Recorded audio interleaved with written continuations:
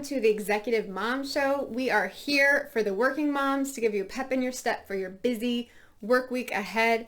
Every episode we'll talk about a career-related topic, and then we will highlight one amazing thing every working mom needs. Today's topic is email and how to optimize your email.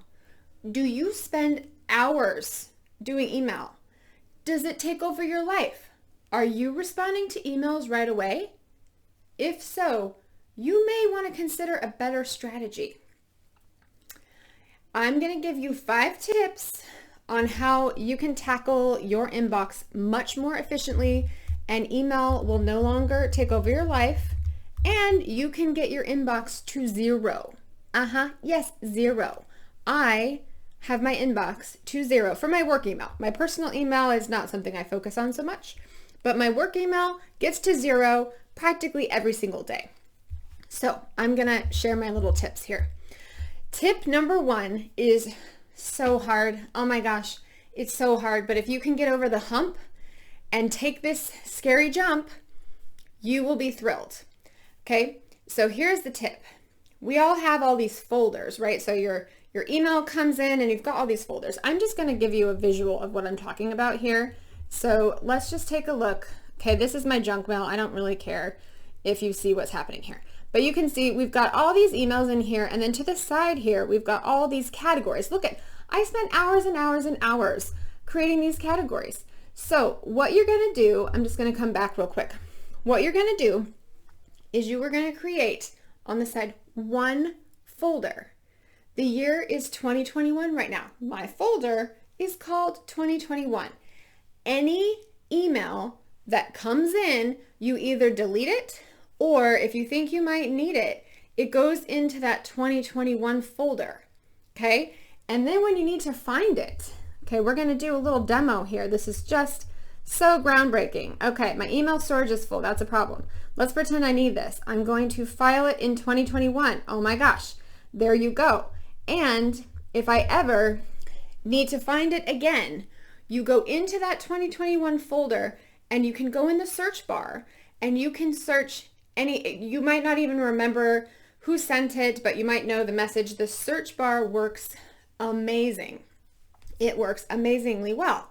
So you can see that was my junk mail. So again, that one is not to 0.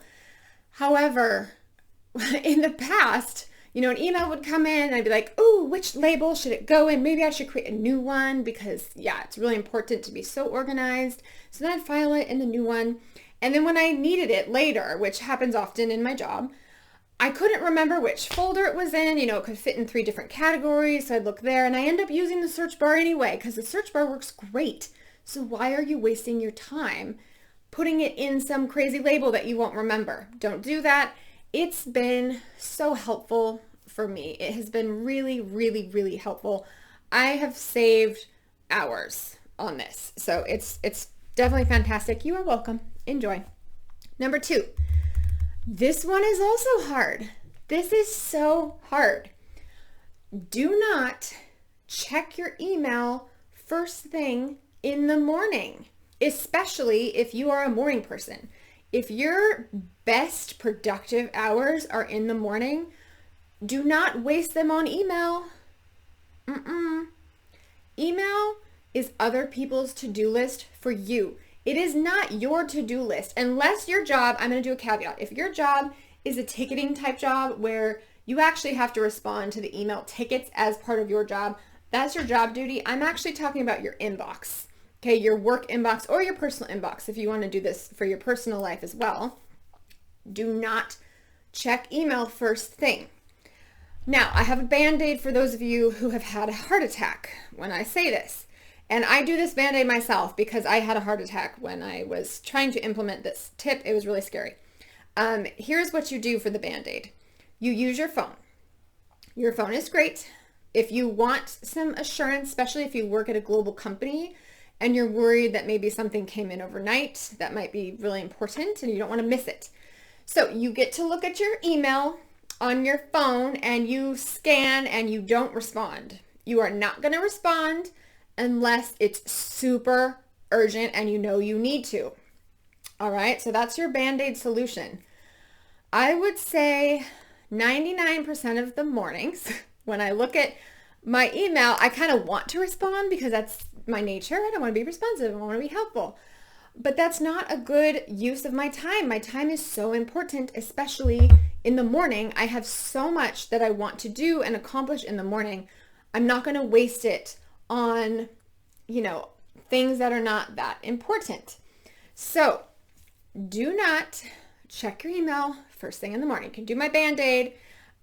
You're going to save the mundane email, sometimes it's mundane, for the afternoon when you're tired. So 4 o'clock is my email time.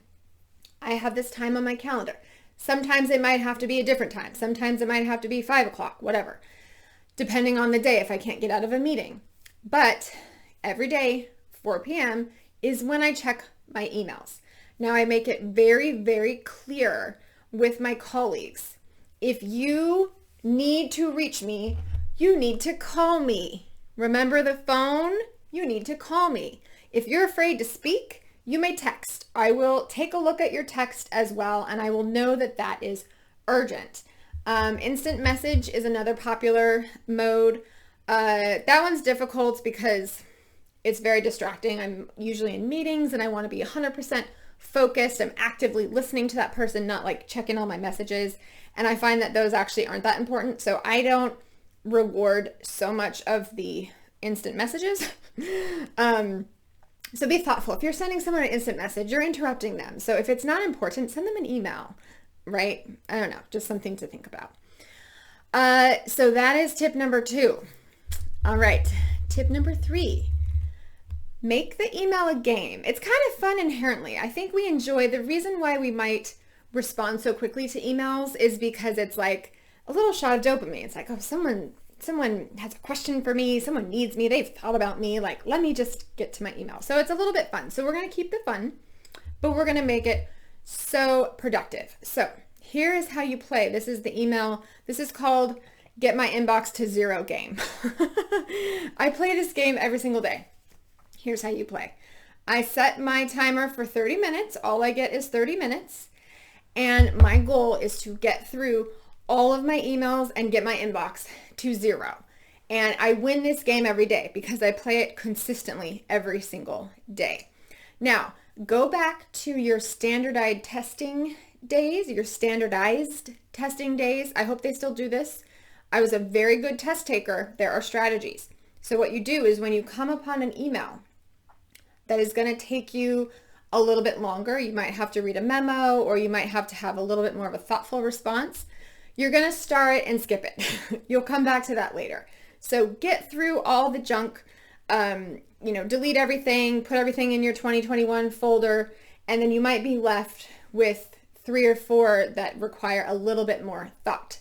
So if you have extra time, you can tackle those now if you're in the mood for it, or you can save those stars one for tomorrow. If you're playing this game every single day, your inbox will get to 0. The first time you play might be a little difficult. You might need to set an hour for the very first time that you play and just delete everything. Or you can go balls out and you can delete every email.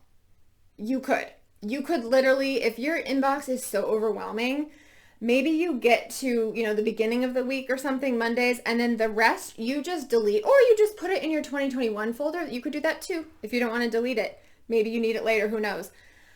Start fresh. Just start over. And it's common. I didn't do this because I didn't feel confident. I do like to respond to everyone that emails me. But if you're really overwhelmed, just delete the whole thing. If it's important enough, the person will email you again or they'll call you, which would be better. Just call. That would be great if it's important. And if you went on a vacation and you're super overwhelmed, either play the game or just get yourself to a manageable inbox. And my inbox is at 0 every single day. And it is really empowering. I feel good about it. Number 4, this is another strategy. Delay the email delivery, especially if you're a leader. If you are a leader, you need to be thoughtful about this, because when you email your team, or anyone for that matter, they are going to want to respond to you. So if your employee, it's 10 p.m. at night and they're just relaxing, watching their reality TV show, trying to get ready to wind down to go to sleep, and they see an email from you, they're going to want to respond because they want to show up for you. And it could really stress them out. What if they're out to dinner? You could really stress out your people doing this. So if you're emailing late at night, delay the delivery until 7 a.m. the next morning or 8 a.m. the next morning, whatever. Pick your time that you like. Just delay it. Your people are stressed out when you send an email. And they may not be telling you that, but it's true for most people. You want to respond to the boss or the leader. Do your team a favor. Same with the weekends. Don't send an email on the weekend unless you need to. And if you need to, it's probably worth a phone call, right? Call me crazy, but that is probably worth a phone call if you need someone on the weekend. Don't stress them out with some email. So this also helps you.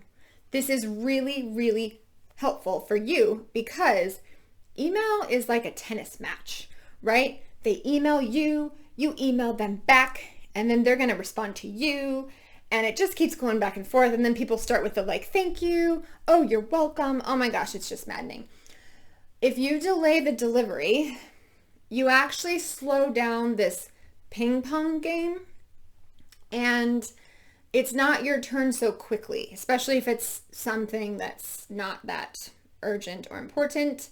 You can slow it down and that makes it your turn. Because if you do it the same day, let's say you respond at 8 a.m., they respond to you at 9 a.m. because they haven't watched this video and they don't know the strategy. And now it's your turn again. You respond at 10 a.m. It just keeps going back and forth. And you can really just slow it down. I train people. You're going to train people how to work with you. And I train people to not expect a response right away via email. I train them. And you know what happens frequently? I love it. This happens a lot. Someone will send me an email and it's something they could have Googled or they could have looked it up on the internal company website. This is something they were just being lazy, frankly. If I wait, I usually will wait on these emails for 24 hours or until the next 4 p.m., whatever I feel like. They usually get the answer on their own because they don't want to have to wait for me because they also know that I'm busy. My time has to be respected. So if you're going to email me something that you could actually look up on your own, might be more efficient and effective for you to look it up on your own. Or you could wait for me. That's fine too. And I do respond to every email I get. But I do strategically wait on certain emails because it just helps train people how to work effectively with me. And what's interesting is I get feedback every single year that I am so responsive. And folks have told me I'm fast, I'm quick, and it is shocking. I am just shocked because I wait till 4 p.m. every day. So they may forget. I think folks may forget, they may have sent me the email at 8 a.m. and they probably don't realize it took me until 4 p.m. because maybe they're doing their job. They're not doing email. They're focused on their job. That's great. That's good. But I always find that feedback really, I'm so happy to hear it, but I'm actually shocked because again, I'm strategically slowing down, but maybe that allows me to be more effective and impactful on things that really matter, whereas email really typically doesn't matter that much. So just be really aware of where you're focusing your energy. And that's again why that first tip of don't do email first thing in the morning. You just don't want to waste your really, really great, productive, energetic time. So we're going to talk about the amazing thing that every working mom needs. This goes along with email. When you're writing your emails, you want to have nice nails because it's fun to look at your hands when they have nice nail polish on them. So I'm going to share with you my 3 favorites. The one I have on today is actually not one that I'm recommending because it's not the best. I test out I test out a lot and it's not the best, so I'm not going to recommend this one. This one is OPI Bubble Bath and it's okay. I'm very much into the nude look for nails. I should do a whole other thing on nails. Nails are important. Hands are important. People notice. They're going to notice your hands. They're going to notice your nails. I'm into keep them short. It's functional, but I do like to have them with nail polish because I think it's nice. I do my own manicures because for me it's easier, it's quicker. I don't have to do the whole process of going somewhere. So these are my 3 favorites I'm going to share with you. My number 1 favorite is OPI, and this color is Baby Take a Vow. So apparently this is for brides. Could be for brides. However, it's one of my favorites to wear on a daily basis. Looks like your nail, but better. Another option, this is, actually I'm going to swap. This is my number 2 favorite. So I'm swapping the order here, but this is number 1. Let me just make sure you can see. Yeah, we all know OPI. Okay. This is amazing. This is expensive. This is so expensive, but I have bought it 3 times now. This is Dior Nail Glow. And what this does, let's see if we can focus in here. I don't know. I'm not a camera person. What this does, it's actually a clear nail polish, but it gives you the most beautiful, like, glow. I'll put it on sometime. I wish I put this on for you today because for you to see it on your nails, it's really beautiful. It is your nail, but better. And it's so low maintenance because it is a clear, it looks like it's pink, but it's actually a clear nail polish color. It's clear, but it brightens up what you have. Love this. It is expensive. I think it's like 42 something. I'll have to look. I will link this one below. This is worth it. To me, it's worth it. So low maintenance, just so easy. If you're traveling for work, when I used to travel a lot, we're in COVID right now, but I would take this, so easy, so great. Okay, the last one that I recommend is Essie. I'm just shaking it so you can see the color better. So this is an Essie nail polish. This one is I can't even say, Mademoiselle, whatever. Apparently this is what Kate Middleton wore for her wedding. So I went out and bought it. It's great. Similar theme here of the nude color, which I think is very professional and very practical. Love it. I hope you have an amazing day and I will see you next time.